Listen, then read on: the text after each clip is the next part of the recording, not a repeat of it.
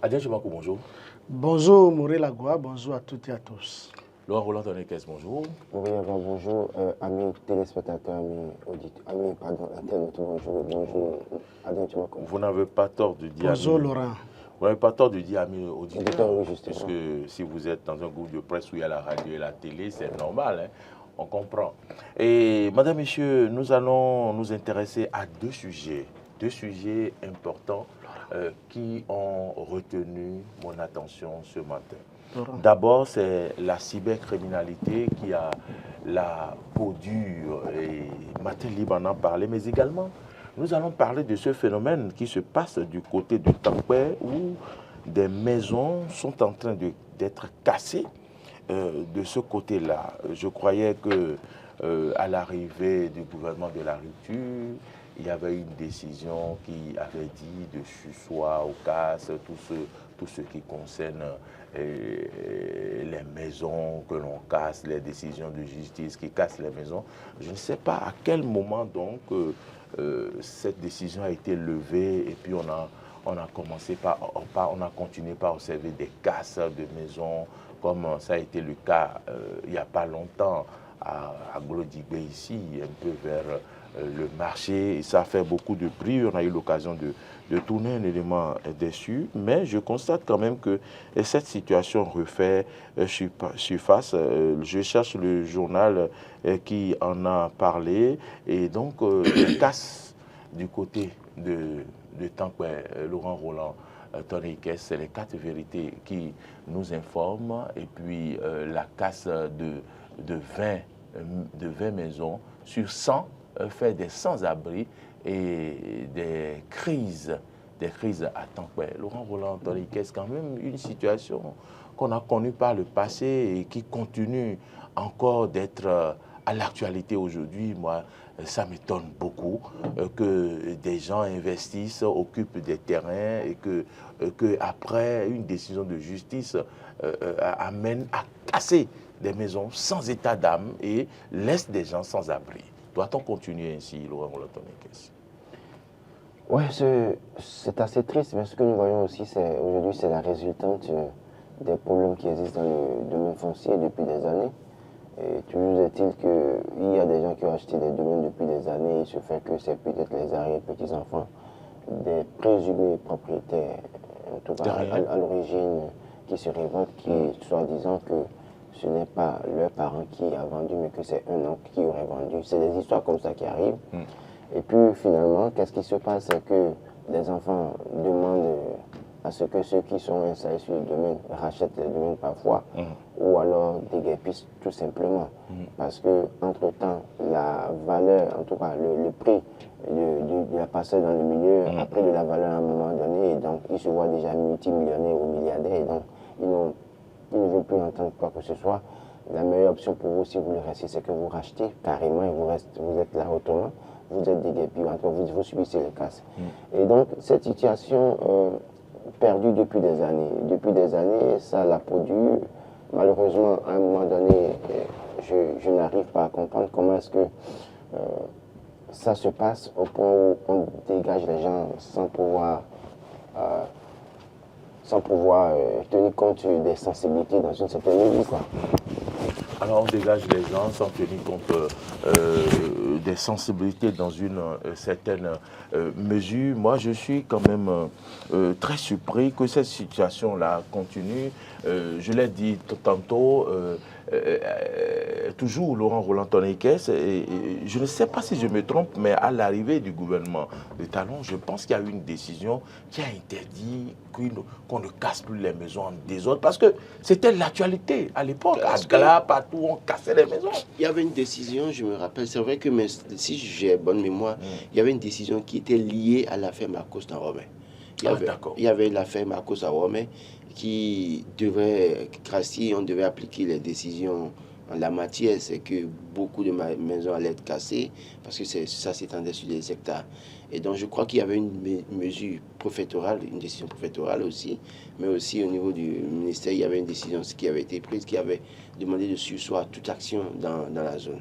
Maintenant, vous savez, la justice fait son travail dans une certaine mesure. Et donc quand l'affaire ne connaît pas une certaine tournure, où il n'y a pas instruction ferme de l'autorité préfectorale ou de l'autorité ministérielle, c'est qu'on peut appliquer les décisions de justice. Et donc, après ça, il y a des maisons qui sont cassées. Moi, j'en ai vu plein à Calavi qui sont cassées. Donc, est-ce qu'il y avait une décision officielle qui avait été prise, qui avait demandé de surseoir à tout? Non. Ça dépend des affaires dans une certaine mesure. Et quand le gouvernement se rend compte que telle affaire pouvait créer plus de dommages qu'on ne peut régler, c'est que c'est là que le gouvernement intervient. Et donc, dans le cas de l'affaire Makosso à Ouamé, c'était pour ça que cette décision avait été prise.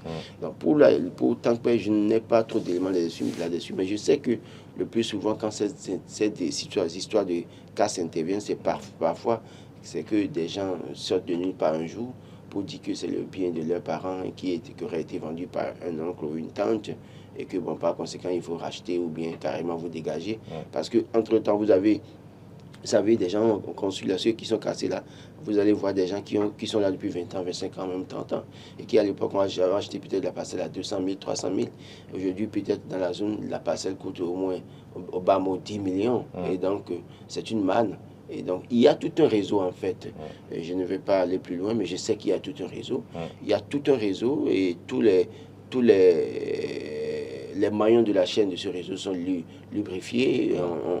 On fait tout pour que tout le monde soit intéressé, en toi soit intéressé. Et puis là, on ne tient plus compte des personnes qui vivent sur ce domaine parfois. C'est aberrant. Jusqu'à quand allons-nous finir de régler ça? Mais fort heureusement, nous avons un tribunal foncier aujourd'hui. Je crois qu'avec le tribunal foncier, on va régler ces problèmes pour que dans 5 ans, on ne continue pas de dire des choses comme ça.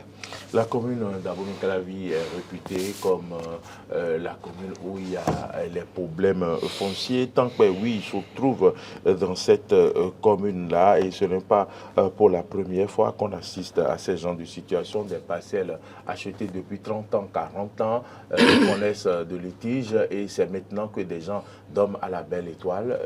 Adrien Tchomakou, est-ce que cette situation va perdurer dans notre pays? Bon, le souhait de tous, c'est que cette situation ne perdure pas, mais pour le moment, la situation va perdurer. Ça va perdurer parce que si vous regardez un peu dans le rétroviseur, vous devez constater que quand le gouvernement de la rupture était venu au pouvoir, et les casses ont commencé, ont continué, mais le gouvernement avait arrêté les casses par une décision gouvernementale. Avec le temps, nous avons vu, il y a 2 ans environ, il y a plus de 2 ans, le ministre de l'Environnement, le ministre qui est chargé du cadre de vie, a pris un arrêté ministériel pour surseoir à tout ce qui concerne les recasements, les lotissements. Parce que tout ça, là, ça contribue aux casses.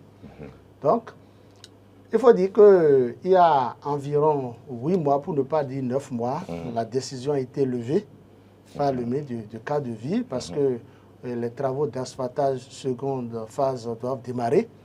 Donc, ces travaux sont levés, et toutes les communes ont été instruites, les arrondissements également, pour dire que maintenant, les géomètres peuvent commencer par aller sur le terrain.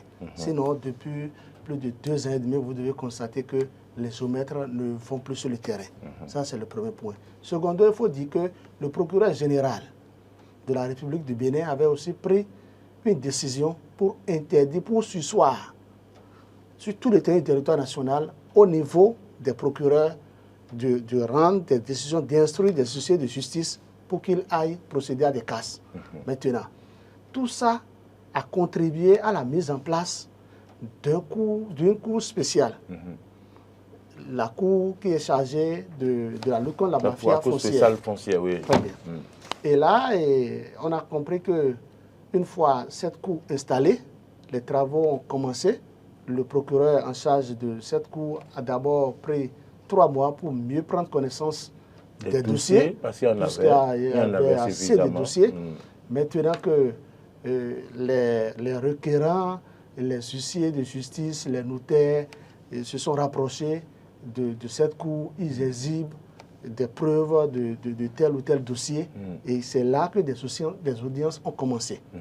Maintenant, une chose est claire, l'idéal n'est pas de procéder à des casses. L'idéal aujourd'hui, c'est comment faire pour trouver un terrain d'entente. Parce que si vous avez bâti votre maison à coût de millions, et aujourd'hui, nous savons que l'argent sale ne circule plus, les gens ne peuvent plus avoir de l'argent facile. Ne plus entre griffes. Entre griffes, quand il dit argent sale, vous comprenez, vous savez de quoi je il parle. Je ne comprends rien. Je vais parler dans les détails.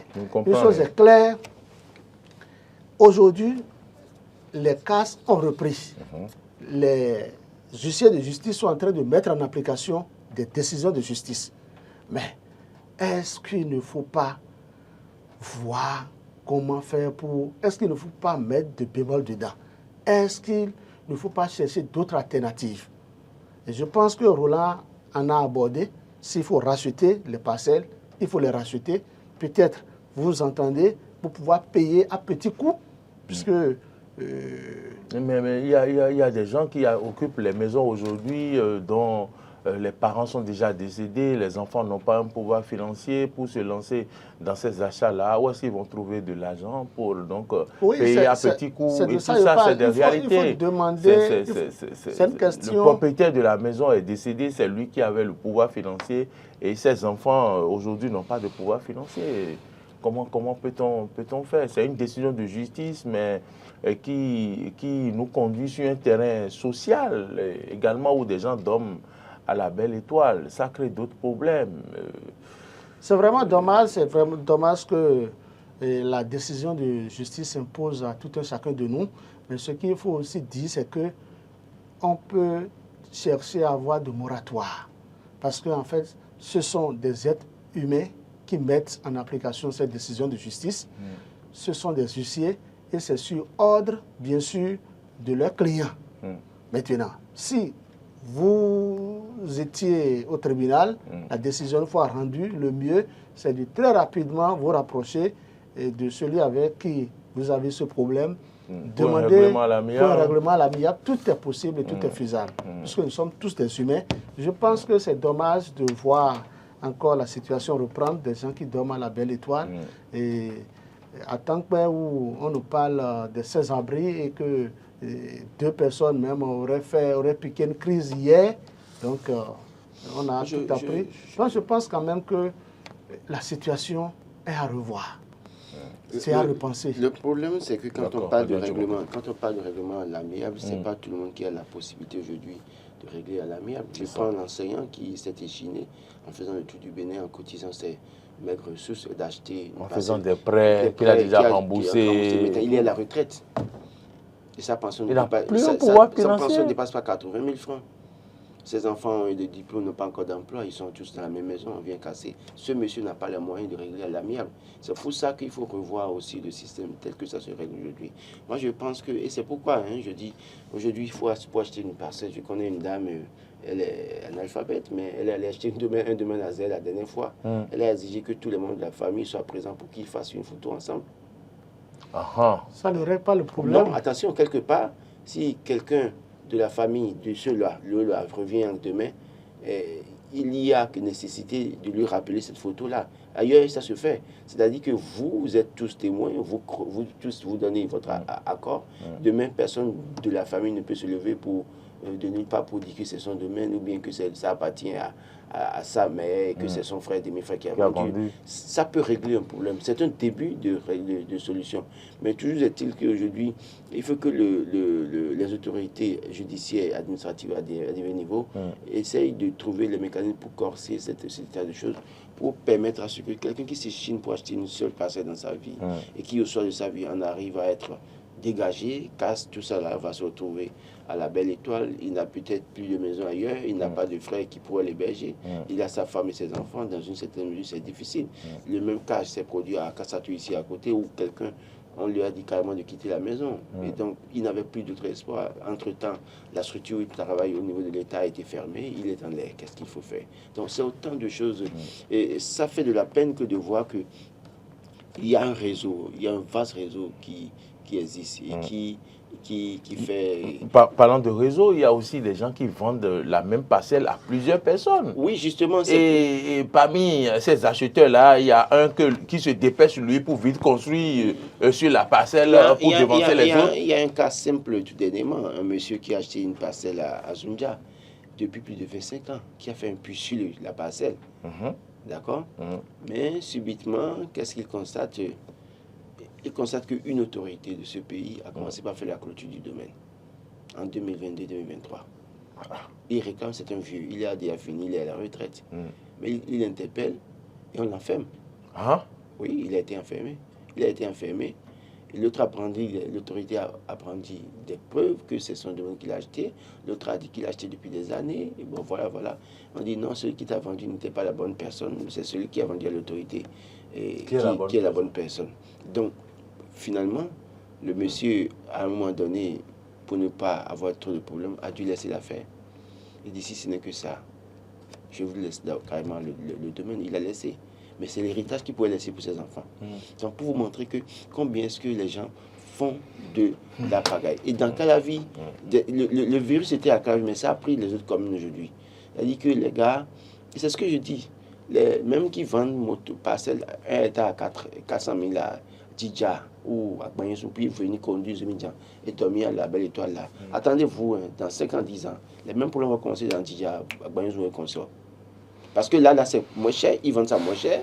À un moment donné, l'État sera à 5 millions et les mêmes auront les yeux rouges pour revenir, pour dire, ah attention, envoyez un autre frère, un autre demi-frère pour dire, ah ça n'appartient pas à tel qui vous a vendu. Donc il vaut mieux en même temps anticiper avec les autorités judiciaires. Oui, Mauril, il faut dire que le gouvernement a déjà pris le taureau par les cornes, mais je pense que le problème va demeurer. En fait, si vous prenez le calendrier qui était établi, pour pouvoir lutter contre la mafia foncière, c'est bel et bien le 15 août passé. Oui. Depuis le 15 août passé, vous et moi... Attestation de détention coutumière. Si vous et moi, si nous n'avons pas la preuve, si nous ne confions pas d'ailleurs notre parcelle à un notaire, nous ne pouvons plus vendre la parcelle. Ce sont les notaires désormais qui sont compétents à vendre les parcelles sur tout le territoire national. Autrement dit, et c'est pourquoi je dis que le problème est pourri depuis fort longtemps. Donc le gouvernement s'échine, mais on ne verra pas de sitôt l'effort du gouvernement. Il faut que je m'explique. Vous savez, si vous vous rapprochez aujourd'hui d'un notaire, le notaire va demander l'attestation coutumière ou ce qui prouve que... L'attestation de détention coutumière. L'attestation de détention coutumière, c'est-à-dire des preuves. Maintenant, si vous lui remettez, par exemple, si c'est à Cotonou, mais Calavi ici, que se trouve votre parcelle, vous lui remettez votre convention de vente, le notaire va vous dire non, il faut d'abord que vous ayez le TF. Vous voyez un peu ce que je dis? On vous fait le devis pour l'obtention du TF, ce n'est pas moins d'1 million de francs CFA. Ça varie d'une zone à une autre. La zone la moins chère, c'est 850 000. C'est de 850 000 à 1 500 000. J'ai les montants parce que je suis dedans, je sais de quoi je parle. Écoutez, si tu dois céder, vendre une parcelle à 3 millions ou 5 millions, ce qui c'est le prix que la parcelle se vend dans la zone, et d'abord tu dois aller remplir les formalités d'usage et pouvoir débloquer plus d'1 million de francs CFA. Vous voyez qu'il y a un problème. Donc, c'est bon de régler le problème, mais ce n'est pas le prix à payer. Le prix à payer, il faut que le gouvernement de la rupture réunisse tous les notaires du Bénin. Parle avec les notaires. S'il faut qu'ils les subventionnent, que les notaires soient subventionnés. Et que si quelqu'un, par exemple, doit avoir, comment vous l'appelez, son TF, qu'il ne dépense pas au plus 200 000 ou 300 000. Je pense que c'est l'idéal. Et là, ça va encourager tout un chacun de nous à avoir le TF pour notre parcelle. C'est très important. Je pense que c'est l'idéal parce que c'est difficile. Mais avec l'appui des partenaires techniques et financiers, ça peut se réaliser. Il faut que les planificateurs du ministère de l'Environnement réfléchissent un peu dans ce sens, voir comment le ministre et le gouvernement peuvent amener des partenaires à financer les notaires. Parce que vous savez, si les notaires vendent les parcelles avec le système de planification qui est mis en place, c'est-à-dire au plan informatique, et en matière de sécurisation foncière, je pense qu'on ne va plus revenir à cette affaire de c'est ma parcelle, ce n'est pas ma parcelle, on va à la justice. Ça va alléger un peu la tâche aux justiciables, aux procureurs qui sont chargés de juger les gens sur cette affaire de litige domanial et consorts. Très bien. Merci Adrien Choumakou, merci Laurent Roland-Taliquès pour vos analyses, vos commentaires sur le sujet. Mais ce qui m'intrigue également, c'est ce titre, cette situation liée aux cybercriminels. Matin Libre, ce matin, mais un titre, placard, un titre, quand même, cybercriminalité, ça ne finit pas. Ça n'en finit pas, malgré la traque. Est-ce qu'il existe une solution? Hier, j'ai suivi une dame qui a posté sur les réseaux sociaux des audios et des gens qui vous envoient des SMS simples pour dire qu'ils ont transféré de l'argent sur votre compte. Et moi, ils m'en ont déjà envoyé, je n'ai même pas regardé. Et c'est comme si vous avez reçu un message Momo qui dit que vous avez reçu de l'argent. Le monsieur l'appelle pour dire que oui, qu'il s'est trompé, il a envoyé de l'argent sur son compte, et 47 000. La dame dit, il lui dit de lui, est-ce qu'elle l'a vu? La dame dit oui, il dit bon, que de lui transférer ça, qu'il va lui donner quelque chose dedans. Il dit 5 000. La dame dit non, 20 000. Il a dit d'accord, il n'y a pas de problème. Est-ce qu'il y a un truc là de Momo à côté, là, d'aller seulement, d'envoyer les 27 000? La dame dit vraiment, est-ce que vous allez laisser cette affaire-là? Il dit non, mais il raccroche. Quand est-ce qu'on va finir avec ce phénomène, Adrien Choumakou? Moi, je ne comprends pas. On ne peut jamais finir avec la lutte contre la cybercriminalité. Il faut que ça soit clair, quoi. Non, le chantier il faut que les gens ouvert, comprennent. c'est permanent. C'est ouvert. Écoutez, les cybercriminels qu'on est en train de traquer au Bénin, vous voyez comment ils sont partis dans les pays voisins et ils continuent d'opérer de là-bas ici. Ah oui, parce que c'est la technologie qui évolue. Du moment où aujourd'hui, avec notre smartphone, nous pouvons faire beaucoup de choses. L'intéressé peut être au Canada, aux États-Unis, même en Chine, il peut opérer au Bénin ici. C'est-à-dire, le WhatsApp, par exemple, c'est un exemple parmi tant d'autres que je donne. Ou Facebook, c'est universel. C'est vrai que dans d'autres pays comme la Chine, il est interdit. Et le système, même au Bénin, si ce n'est pas qu'on va parler de la restriction de la liberté d'expression, le gouvernement peut interdire l'utilisation de tel réseau social, de tel réseau social. C'est comme ça. Parce qu'il y a un appareil qu'on paie seulement et c'est fini, on bloque. Ça ne marche pas, à moins que vous quittez le pays. Si les jeunes, les filous, les bandits, les voyous, les escrocs quittent le Bénin et ils vont, je ne veux pas nommer un pays voisin, ils vont là-bas avec leur téléphone. Si vous les appelez, ils ne répondent pas. Si vous leur écrivez, ils répondent. Et c'est ça. Du moment où la technologie numérique évolue, ils vont toujours continuer à opérer. C'est déjà bien que la lutte soit permanente, que les dénonciations continuent, que les traques se poursuivent, pour que tout au moins les gailles au niveau local cessent. Au niveau local, soit localisé. Écoutez, la police aujourd'hui détient assez d'appareils.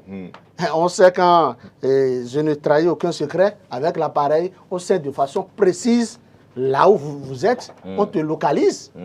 C'est ça.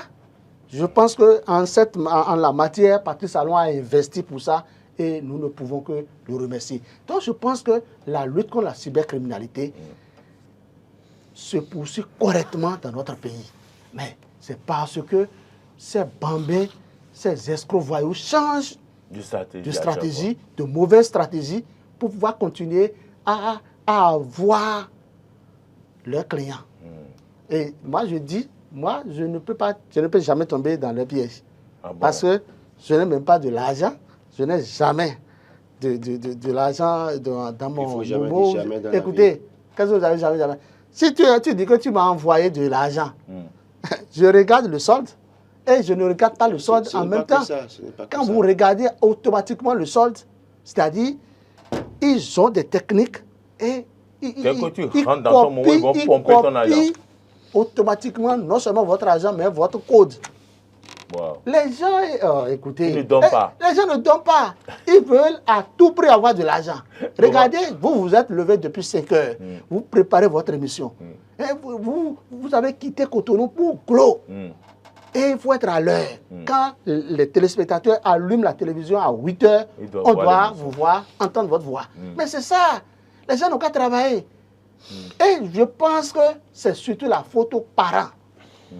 C'est la faute aux parents. C'est une question d'éducation, une éducation de base. Les gens ne veulent pas bien éduquer leurs enfants. Les gens sont même contents que l'enfant qui n'a même pas le BPC puisse payer un véhicule de 25 millions. Et on sait bien que son enfant n'a appris aucun métier, n'a pas de métier. N'a pas de métier, mais on se réjouit de voir son enfant rouler carrosse.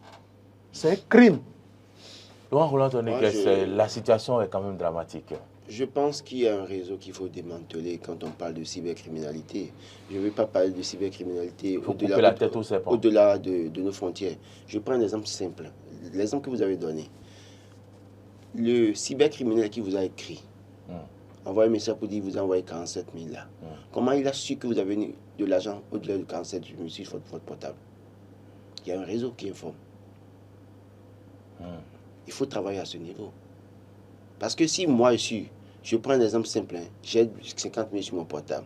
C'est au moment où je dépose 50 000 sur mon portable, en ce moment précis, qu'un cybercriminel m'envoie un message pour dire qu'il m'a envoyé 30 000 par erreur. Comment a-t-il su que j'ai ce montant-là sur mon portable? Ça veut dire que quoi? Il y a un réseau d'informateurs aussi pour des cybercriminels quelque part, qu'il faut aller démanteler. Parce que le plus souvent, tous ceux qui ont eu ce problème où les cybercriminels ont envoyé de l'argent là, c'est qu'ils ont eu vraiment une cagnotte sur le portable qui dépasse le montant, ou bien c'est l'équivalent du montant. Ils n'ont jamais envoyé un message là, si vous voulez aller sonder. Ils n'ont jamais envoyé un tel message à quelqu'un qui n'a pas de l'argent sur son Momo. Peut-être c'est à cause de ça que moi, personne ne m'a jamais appelé. Vous savez, je n'ai pas d'argent. Et ce que je ne vous dis pas, c'est que ces cybercriminels arrivent à intercepter de l'argent, par exemple, que vous voulez transférer de votre compte bancaire vers votre compte mobile money. Oui, c'est ce que et l'argent disparaît au milieu et vous ne comprenez rien. Il y a des informateurs certainement quelque part qui ont des informations. Parce que je n'ai jamais vu quelqu'un qui a 0 francs sur son portable et les cybercriminels lui envoient un tel message. Je n'ai jamais vu ça. C'est quelqu'un, le plus souvent, tout ce que j'ai eu comme information, en tout cas pour des gens qui ont dénoncé ou bien qui ont alerté, c'est les gens qui ont véritablement de l'argent sur leur Momo, qui est au-delà du montant ou bien l'équivalent du montant demandé. Donc, ça veut dire que quelqu'un, quelque part, les renseigne. Donc, il faut aller à ce niveau. Même il faut rentrer dans certaines structures. Même au niveau des banques, comment est-ce que les cybercriminels peuvent savoir que vous avez peut-être 5 millions sur votre compte, au point de faire des manœuvres pour détourner 3 millions sur ce compte-là? Pourtant, peut-être vous avez 3-4 comptes bancaires, mais là, il y a 3 millions. Comment il peut arriver à savoir qu'il y a des informateurs dans la structure? Il y a des informateurs quelque part. Donc je pense que pour régler le problème de cybercriminalité aujourd'hui, au plan local d'abord, il faut commencer par dénicher les réseaux qui informent d'informations. Oui, d'abord, ça commence par là. Quand on aura fini de régler ça, c'est qu'il y aura une certaine accalmie. Maintenant, on saura maintenant qui est qui dans le pays. Mais au-delà de ça, ceux qui font la cybercriminalité au plan international, je crois que ça ne peut pas finir, comme l'a dit Adrien Tchomakou. Parce que les gens ont quitté ce pays. Le Bénin a pris des mesures pour traquer les cybercriminels, mais ce n'est pas la même lutte dans les autres pays de la sous-région. Donc il y a des pays dans lesquels aujourd'hui, les gars, j'ai eu un témoignage d'une dame il y a 2 jours qui me fait comprendre que son ex est un cybercriminel, mais qui aujourd'hui serait son ex-mari, mais qui aujourd'hui se retrouverait dans un pays de la sous-région et qu'en cas d'un conseil à traque, il a quitté le Bénin pour aller s'installer là-bas et qui continue de faire la cybercriminalité. J'étais invité quelque part la dernière fois où j'ai vu des enfants, des jeunes, je croyais que c'était des étudiants, mais à suivre la discussion, l'autre venait de passer en première, l'autre venait d'avoir le BPC pour passer en seconde, mais eux tous avaient des iPhones en main. Et le discours, la manière dont il parlait, tu sens clairement que ces enfants-là, c'est des cybercriminels. Et à un moment donné, ils manipulaient tellement les téléphones, faisaient des photos n'importe comment, que je les ai interpellés pour dire, vous n'êtes pas seuls ici. Et quand ils ont vu ma réaction, il semble que quelqu'un a vu dans mon badge dans la voiture automatiquement, et ils ont détalé. Ils ont quitté, ils n'ont pas fait, ils n'ont plus fait assez de temps, ils sont partis. Mais vous les voyez, des enfants, moins de 20 ans, mais qui avaient des iPhones en main. Ils vivent dans une famille. Et là où on était, la boisson qu'ils ont prise, l'unité, la bouteille, la petite bouteille d'Esperado, c'était à 2000 francs. Et les gars ont payé chacun. Classe de première. J'ai suivi. Et vous, le grand frère, vous étiez assis. Assis là. Vous n'avez pas commencé par tabasser en même temps. J'ai pris FIFA. C'est pas là, c'est à 1000 francs. J'ai pris ça, c'est moins cher. Hein? Classe de première. Et les gars ont pris ça à 2000 chacun. Une petite bouteille là, ils ont pris ça. Et pourquoi vous n'avez pas alerté en même temps l'OCS? Il faut qu'on nous donne des numéros pour qu'on alerte automatiquement quand on voit ces gens de comportement. À un moment donné, automatiquement, ils ont détalé, ils ont quitté les lieux. Parce qu'ils se sont dit, ah, ce monsieur qui parle là, attention, qui il est? Mais pour vous dire que quoi, comme il a dit, les parents sont complices de ce qui se passe. C'est vraiment et il faut aujourd'hui, je pense que dans la lutte maintenant, là, il faut qu'on se fasse traquer les parents aussi. Ah oui, je pense que ça a commencé. Si on traque les parents, on traque 1, 2, 3 parents, d'autres parents seront obligés de décourager les enfants pour dire, écoutez, je ne veux pas aller en prison à cause de toi. Parce que ton enfant qui est à la maison, qui vient de passer en première, mais qui a un iPhone qu'il utilise, attention quand même. Et quand vous les voyez déjà, vous avez une idée, parce que leur posture, déjà, vous avez une idée de la famille dans laquelle, en tout cas, d'où ils viennent, en fait. Vous comprenez que ce n'est pas des familles prospères, mais que c'est des enfants qui sont prospères. Parce que la présentation, déjà, ça ne trahit pas, vous le sentez. Mais pour vous dire que le mal est profond. La société doit prendre ses responsabilités. Les parents doivent prendre leurs responsabilités. L'État doit prendre ses responsabilités. Et les enfants doivent pouvoir être conscients de ce qui se passe et se faire très attention. Pourquoi? Parce que tel que nous fonctionnons là, heureusement qu'il y a une traque maintenant. Parce que si on attendait encore 2 ans, 3 ans, le système sera totalement pourri. Parce que les gens ne voudront plus travailler. Ils vont aimer s'asseoir sur un ordinateur, mentir et avoir de l'argent. Mais écoutez, l'autre stratégie, c'est aussi que les gars vous appellent et vident votre compte de crédit.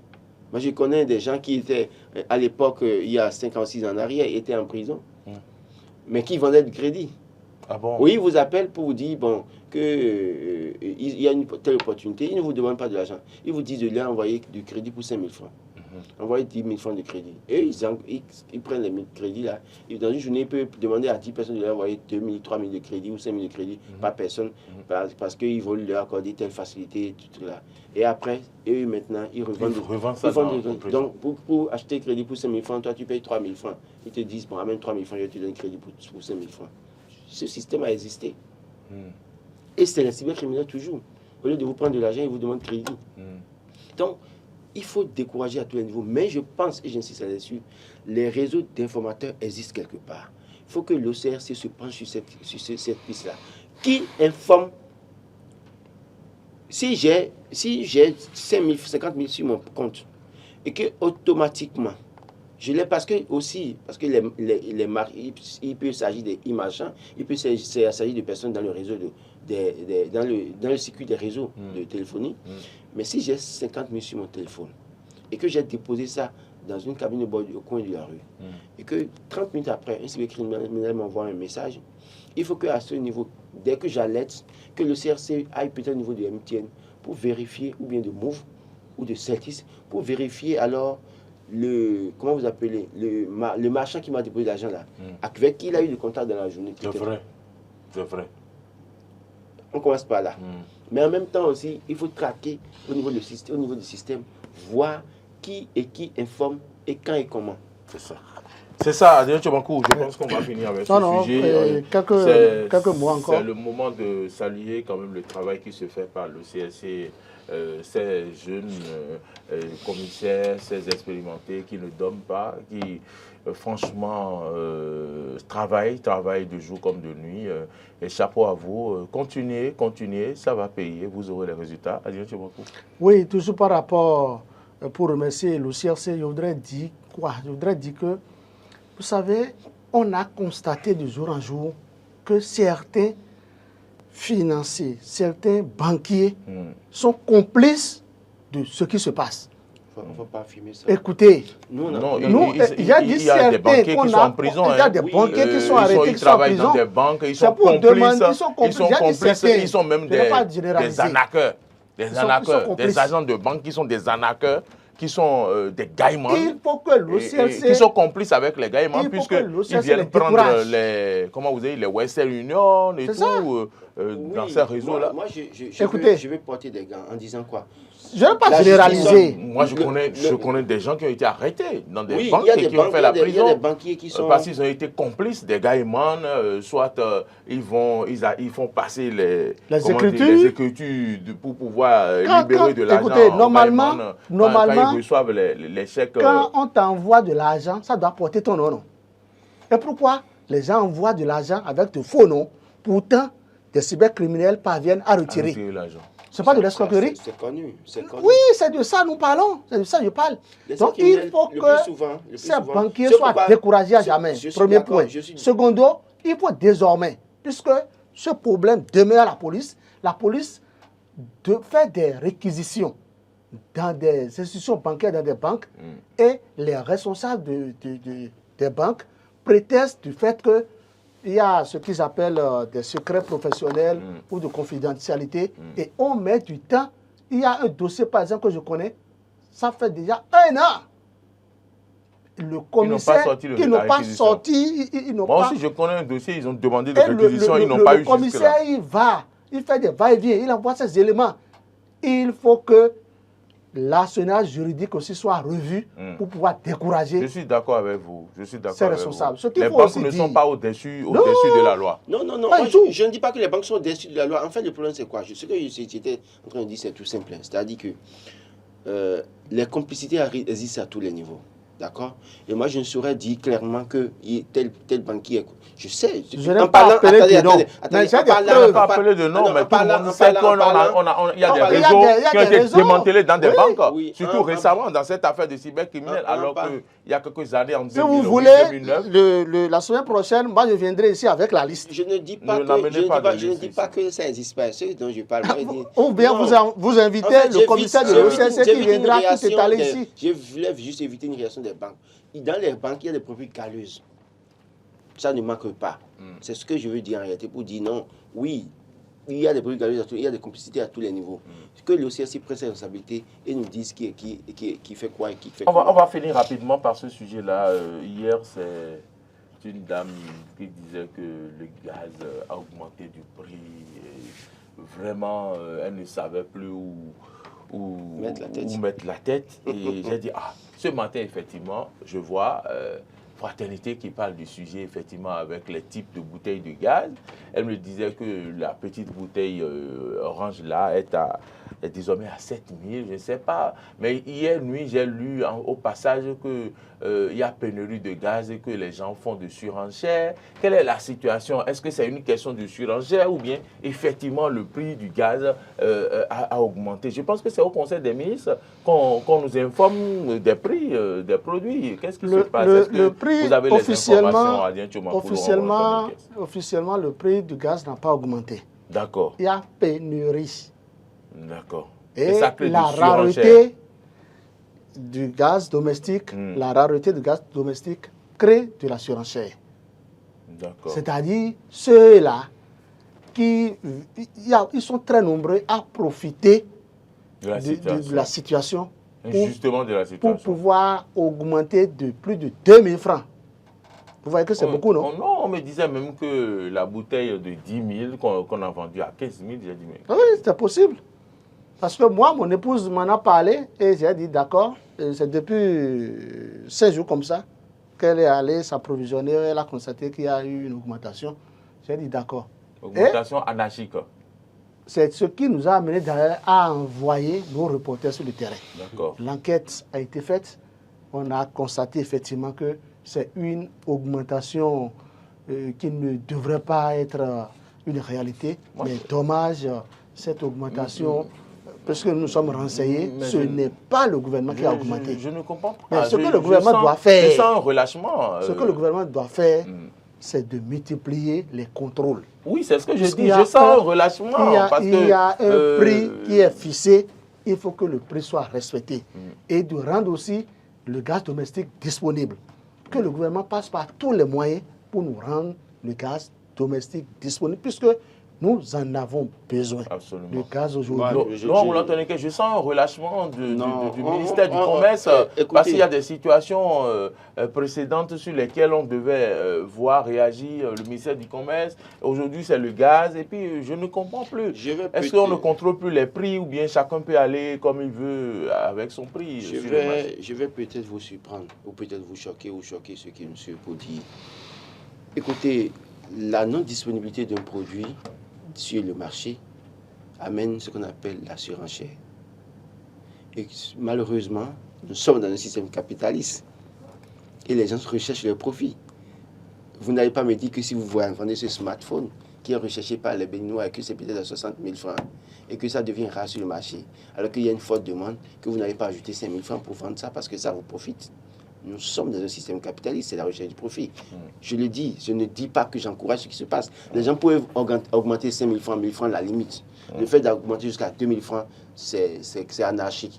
Mais je pense que dans une certaine mesure, tu vas encore faire bien de le dire, il faut que le gouvernement rende disponible le gaz. Si le gaz était disponible, les gens ne vont pas faire de la surenchère. Donc, le problème est profond, plus que ce que nous disons là. Pourquoi? Parce que le gaz n'est pas disponible maintenant. Mais les gens en ont besoin. Et les quelques personnes qui ont encore quelques bouteilles à la maison ne vont pas se laisser ça comme ça et pour ne plus en avoir aussi. Donc, à un moment donné, ça devient quelque chose de précieux qu'on recherche. Et quand vous recherchez, parce qu'il y a des gens qui ne peuvent jamais, en tout cas malheureusement, ne peuvent plus faire à manger de chez eux avec le charbon, ni les bois, mais ils sont obligés d'utiliser le gaz. Et donc, la demande sera toujours forte. Ces personnes viendront. Et quand vous allez voir ces personnes, même si vous dites que la petite bouteille a 10 000 francs, il y a des gens qui vont payer. Sans rechigner. Sans rechigner. Donc, quand nous sommes dans un système comme ça, souffrez que des gens profitent de toutes les situations pour se faire plein les poches. Malheureusement, il y a déjà des difficultés pour ces personnes-là, déjà, puisque ce qu'ils gagnaient, elles gagnaient, pardon, peut-être ne permettait pas, c'était pas un bon bénéfice pour elles. Oui. Et donc, c'est une occasion de tout trouver pour se faire un peu d'argent. Imaginez quelqu'un qui a 200 bouteilles de gaz là à la maison et qui doit prendre 1 000 francs par bouteille, ça lui fait quand même 200 000 francs en l'air, ce qu'il n'attendait pas. C'est un système capitaliste, malheureusement. C'est le revers du système capitaliste. Donc, je pense sincèrement que oui, on pourra faire le contrôle. Je ne dis pas qu'il ne faut pas faire le contrôle. Il faut faire le contrôle pour traquer un peu ces personnes pour dire non, ramener ça, ce n'est pas bien dans une certaine mesure. Et puis, en même temps que le gouvernement fasse tout pour rendre disponible le gaz, c'est très important. Autrement, ceux qui ont quelques bouteilles vont commencer à faire leur surenchère. Et c'est à prendre ou à laisser dans une certaine mesure. Ce n'est pas que je l'encourage, mais malheureusement, c'est à prendre ou à laisser. Mais il faut inviter le gouvernement à mettre de l'ordre dans le désordre. Non, ce que je vous dis, ce n'est pas de l'ordre dans un désordre. Je le dis clairement. J'ai compris ce que vous dites, mais finissez par là, parce que vous dites les choses comme si c'est normal. Mais il faut une exhortation, il faut que ça arrête. Le gouvernement va parler. Un système capitaliste, un système truc là, est-ce qu'on a les mêmes pouvoirs d'achat? Quand on a augmenté les salaires aux fonctionnaires, on vous a augmenté le salaire. Et pourquoi vous parlez de système capitaliste? Vous allez chez la bonne dame qui vend les gaz là, devant votre maison là. Il y a une dame qui vend le gaz devant ma maison. Vous imaginez, je vais là-bas et je lui ai dit que je vais acheter ça à 5 500. Et la dame me dit que je n'ai pas de gaz. Mais vous allez là-bas, vous dites que vous voulez acheter ça à 7 000. Et elle vous vend ça. On va lui faire un procès. Si je vais là-bas, elle me dit qu'elle n'en a pas. Vous allez la forcer à vendre. Non, je pense qu'il faut mieux parler aux vendeurs pour dire pardon, regardez les Béninois. Il vaut mieux négocier avec les vendeurs plutôt que d'utiliser la force. Parce que si moi je vends ça, que vous venez chez moi, que vous faites la force là, il n'y a pas de problème. Si vous venez chez moi acheter, je dis je n'en ai pas, c'est fini. Non, je pense qu'il ne faut pas utiliser la force à tout moment pour il faut pas utiliser la force à tout moment pour régler les problèmes. Il vaut mieux aller à la négociation et appeler les autres, inviter les vendeurs à dire, à tenir compte de la situation que vivent les Béninois. Ça, c'est un levier sur lequel on peut jouer. Ah non, pardon, regardez, les Béninois souffrent, ne faites pas ça. Vendez ça à 5 000. Bon, ok, bon, si vous pouvez mettre ça à 6 000, c'est bien. D'accord, ce n'est pas bien. Mais si vous dites, moi je vends ça, vous faites la force, vous venez avec la force là, il n'y a pas de problème. Okay. Je fais mon magasin, je dis, il n'y en a pas. Le véritable problème, c'est de rendre disponible le gaz. C'est tout. Si c'est là, vous venez chez moi avec la force. Vous venez chez moi avec la force, je ferme mon magasin, je dis, je n'en ai pas. D'accord, c'est bon, fermé. Et c'est fini. J'aurais bien aimé vous donner la parole par rapport à cette sortie de ce comité de facilitation cadre de presse qui maintenant se penche sur un chantier qui est donc les avantages de la carte de presse et tout. Je reçois un message de quelqu'un qui dit j'ai pris le gaz hier soir, la petite bouteille à 8 000 francs. Ah. Bon, alors que ça devait être à combien? À 4 000 et quelques? C'est 5 200. 5200. Monsieur Aroussou, bon courage à vous. Vraiment, il y a problème. Non, il vaut mieux négocier avec les vendeurs. Il y a problème. Je suis sérieux. Agnès Chemakou, on va revenir sur ce sujet ou vous voulez vous Oui, prononcer? on peut placer un mot. Vous savez, c'est vrai, aujourd'hui, les journalistes détiennent la carte de presse. Et nous ne devons pas féliciter la HAC parce que c'est de notre droit d'avoir nos cartes de presse. Mais ce qu'il faut dire, c'est quoi? Ce qu'il faut dire, la carte de presse va nous servir concrètement à quoi? Quels sont les avantages de la carte de presse? La carte de presse ne sera pas limitée seulement à les exhiber aux policiers qui sont en patrouille pour vous laisser passer. Ça servira à ne pas vous juger comme un vilain individu. Ok, très bien. À part ça, la carte de presse va nous servir à quoi concrètement? Vous vous souvenez que sous Yahi Boni, l'ancien président de la République, Yahi Boni, avait pris un décret. Et le décret dit que si tu as la carte de presse, tu dois jouir de certaines choses. Par exemple, quand je prends la télécommunication, je parle des avantages. La télécommunication, je dis ça comme ça, je ne fais pas de publicité. Canal+, pour pouvoir faire l'abonnement, avec ta carte de presse, tu as droit gratuitement à l'abonnement de Canal+. Tu as droit. Si c'est ça, tout le monde deviendra journaliste. Écoutez, c'est Yahi Boni, c'est dans le communiqué de Yahi Boni. Tu as droit. Tu as droit à la télécommunication, c'est-à-dire avec ton numéro de téléphone, ils savent comment ils vont faire. Toi, tu feras des appels peut-être comme un chef d'État sans payer. Les trucs ne sont pas clairement définis, mais c'est dit dans le communiqué existe. Je parle du décret que tu as droit à l'Internet, Internet à haut débit. Donc, on a dit beaucoup de choses dedans. Tout ça, c'est écrit sur papier. On veut l'application. Ta carte de presse, en ce moment, disait le président Boni Yahi, devrait te permettre à aller aux soins de santé gratuitement. Et avec ta carte de presse, tu peux rentrer dans un restaurant et dire jus d'orange. Et on te met ça dans la bouche. Yahi Boni n'a pas dit ça. Mais avec ta carte de presse, avec ta carte de presse, tes enfants déclarés à la Caisse nationale de sécurité sociale doivent jouir des soins de santé gratuitement. Beaucoup de choses. Si toi-même tu n'es pas déclaré. Si toi-même tu n'es pas déclaré. Comment toi-même tu seras... Vous me faites rêver. C'est-à-dire que vous me faites rêver. Vous me faites rêver. Comment tu seras en train de travailler quelque part et on ne va pas te déclarer? Quand les enfants sont déclarés à la Caisse nationale de sécurité sociale. Et je dis, mais si toi-même tu n'es pas déclaré là-bas.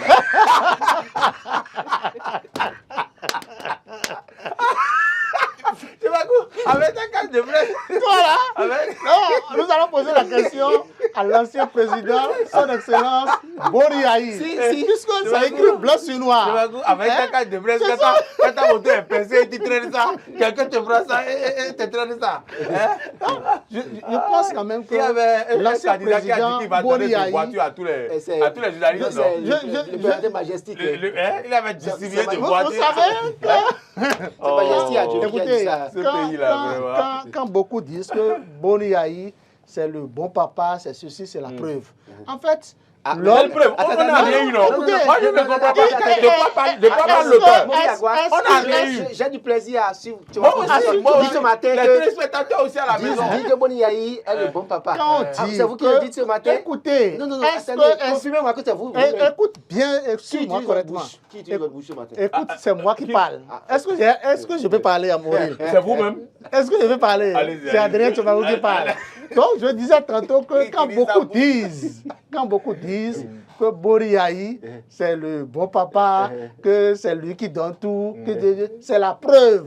Boni Yahi avait pris un arrêté qui donne assez d'avantages aux journalistes, mais un arrêté qui n'a jamais été appliqué en République du Bénin.